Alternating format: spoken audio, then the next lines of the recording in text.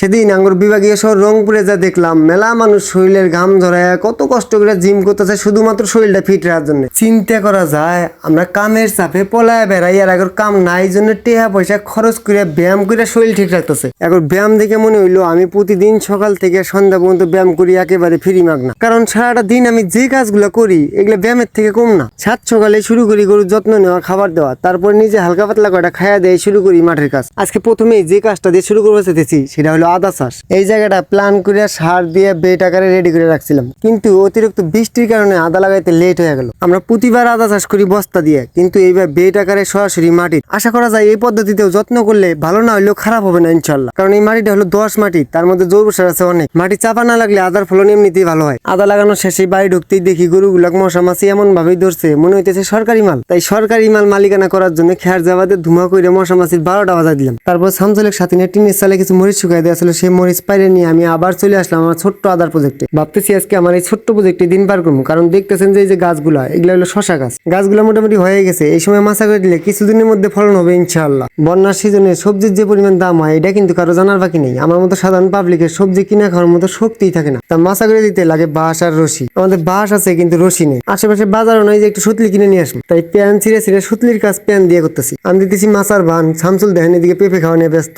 শামসুলের পেঁপে খাইতে মিলতে এদিকে আমার মাছার কাজ কমপ্লিট আলহামদুলিল্লাহ। তাই শশার মাছাটা আমি এমন জায়গায় দিলাম, হয়তো বা আপনারা লক্ষ্য করছেন আমার সেই ছোট্ট আদার প্রজেক্টের উপরে। কারণ শশা হলো অল্প মেয়াদি একটা সবজি, শশা খাওয়া শেষ হলেই মাছা ভেঙে দিব, তারপরে আদা হয়ে যাবে ইনশাল্লাহ। এই শশার কথা একটু সুনাম না করলেও নয়, শশা এমন একটা সবজি কাঁচাও খাওয়া যায়, পাকাও খাওয়া যায়, রান্না করেও খাওয়া যায়, আবার রান্না ছাড়াও খাওয়া যায়। আবার সব সবজিরই চাহিদা কিন্তু শশাতে মেটে না, অন্যান্য সবজিও লাগে। তবে যে কোনো সবজি কিনে খাওয়ার থেকে নিজে চাষ করে খাইলে এটার মধ্যে শান্তি আলাদা। এই সবজি চাষ করে যে বিক্রি করা লাগবে এমনটাও না, নিজে চাষ করে নিজেদের খাওয়ার মতো হইলে তাতেই মেলা। সবাই ভালো থাকবেন, সুস্থ থাকবেন। আজকের মতো আমার ব্যায়াম করা, জিম করা সব শেষ। দেখা হবে পরবর্তী কোনো ভিডিওতে। আল্লাহ হাফেজ।